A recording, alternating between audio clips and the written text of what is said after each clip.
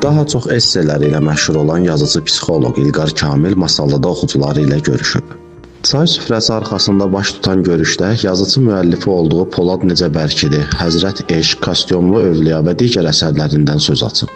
Diskusiya şəraitində keçən tədbirdə İlqar Kamil oxucularını maraqlandıran suallara cavab verib.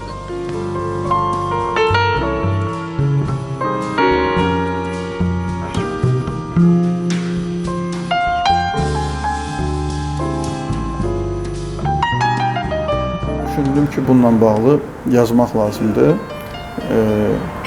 və necə oldu, necə olur axı? Əsas sualım bu idi. Polad necə bəlkidir də budur da. Belə bir reallıqda, belə bir şəxsiyyət necə olur, yetişə bilir? Əslində o nüvəni başladım axtarmağa. Kimdir, necə olur? Bəzi şeylər tapdım. O kök çox mühümdür də. Generalda da mən onu axtardım ki, bu kimlərdəndir? Nə var bunun kökündə? Hansı tikən?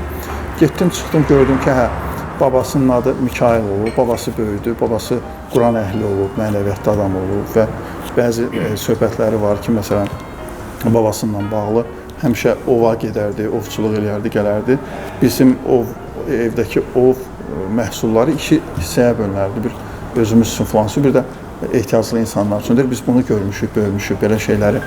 Babası ərəb dilini bilirmiş, Quran oxuyurmuş və s. və s. Yəni, kökdə bir halal tikən mütləq vardı. Sonda yazıcının Azərbaycan Respublikasının milli qəhrəmanı general-mayor Polad Həşimovun əziz xatirəsinə ithaf etdiyi Polad Necə Bərkidir kitabının imza mərasimi olub. Cəfər Cəfərov, Elsəvər Əliyev, Faiq Mirzə, Asiya TV.